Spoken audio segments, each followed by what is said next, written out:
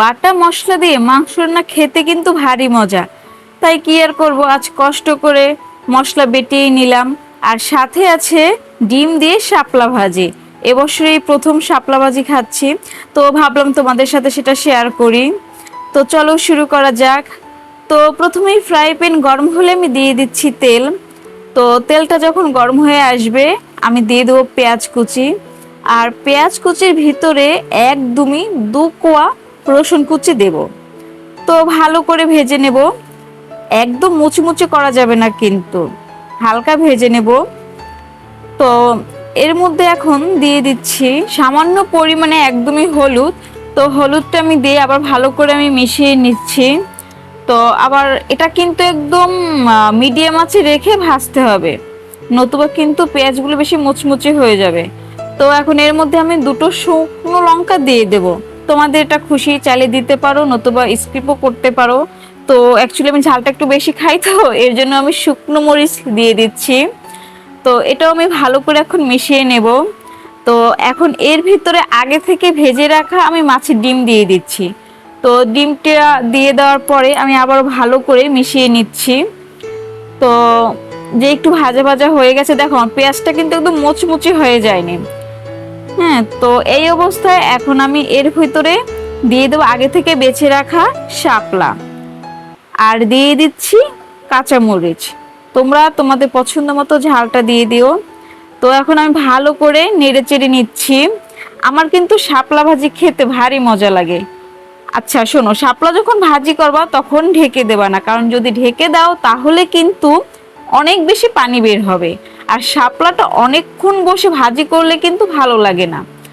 এটা তুমি এখন হাই ফ্লেমে দিয়েই ভেজে নেবা। তো দেখো আমার শাপলা ভাজিটা হয়ে গেছে। তো আমার কিন্তু শাপলাটা অনেক বেশি পছন্দ, আমি যদি প্রত্যেক দিনও খাই তাতেও আমার অনিচ্ছা হয় না। তো যাই হোক, আজকে অনেক মজা করে শাপলা ভাজি খাবো।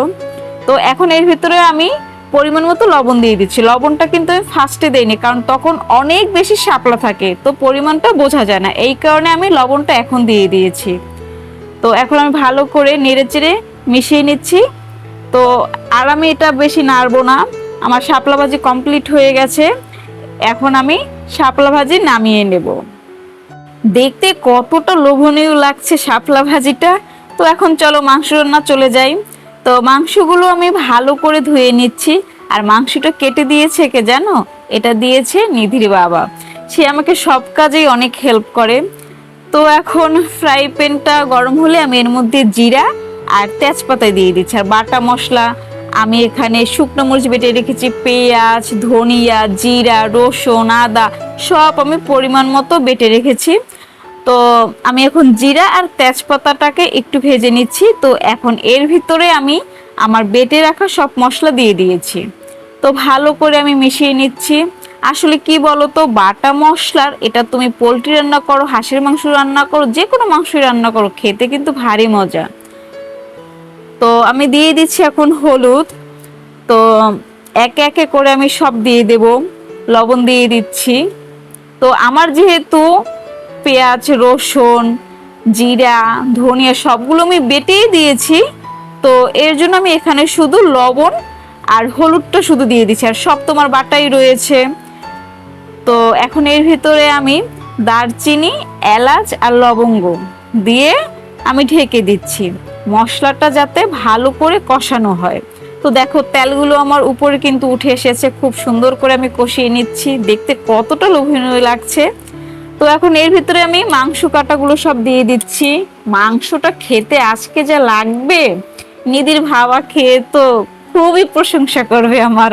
তো দেখা যাক সে মাংসের প্রশংসা করে নাকি সে শাপলার প্রশংসা করে, তারও শাপলা ভাজি অনেক পছন্দ। তো আমি এখন ভালো করে মিশিয়ে নিচ্ছি, মাংসটা কিন্তু ভালো করে কষাতে হবে। তো এটা আমি এখন ঢেকে দিয়ে একটু বাইরে চলে গেলাম, দেখি নিধির বাবা কি করে। তো এই যে নিধির বাবা আর নিধি এই যে কোলে, তারা ছাদ দিয়ে ঘোরাঘুরি করছে। মানে আমার মেয়ে সে হচ্ছে বাবা পাগল, মানে বাবা থাকলে তার মাকেও দরকার হয় না। মানে সে কি আর বলবো, মানে বাবাকে দেখলেই হয়েছে, এতটুকু সে কি যে বোঝে আমি সেটাই বুঝি না, এখনই সে এতটা বাবা পাগল। যখন একটু বলতে শিখবে তখন না জানি কি করবে। তো এরপরে আমি মাংসের কাছে চলে আসলাম, ঢাকনাটা সরিয়ে আমি কাঁচামরিচ দিয়ে আবারও আমি ঢেকে দিলাম। তোমরা কাঁচামরিচ দিতে পারো, নাও দিতে পারো, আমার কাঁচামরিচের ফ্লেভারটা ভালো লাগে, এর জন্য আমি দিয়ে দিলাম। তো একটু নাড়িয়ে চাড়িয়ে দিলাম যাতে করে নিচে লেগে না ওঠে। তো আমার কষানো কমপ্লিট, তো আমি পরিমাণ মতো পানি দিয়ে দিয়েছি। এবার আমি ঢেকে দিলাম। তো দেখো মাংস রান্নাটা কতটা লোভনীয় লাগছে। আবার আজকে নিধির বাবা বলেছে বেশি ঝোল না করতে, কষা কষা করে। হ্যাঁ, তো এর জন্য আমি একটু কষা কষা করে করলাম, গরম মশলা দিয়ে মাংসটা নামিয়ে ফেললাম। তো দেখো আমি শাপলা দিয়ে ভাত খাচ্ছি, অনেক টেস্ট হয়েছে সত্যি কথা। মাছের ডিম দিয়ে শাপলা ভাজি খেতে সত্যি অনেক মজা লাগতেছে। আর এবছর তো প্রথম খেলাম শাপলা ভাজি, তো মজা তো একটু হবেই। তো এই যে নিধির বাবা খেতে বসেছে। ও, সে মাংসের প্রশংসা না করে সে হচ্ছে আমার শাপলা ভাজির প্রশংসা করছে, সে শাপলা ভাজিরও বেশি বেশি নিয়ে খাচ্ছে। তো সবাই ভালো থাকো, সুস্থ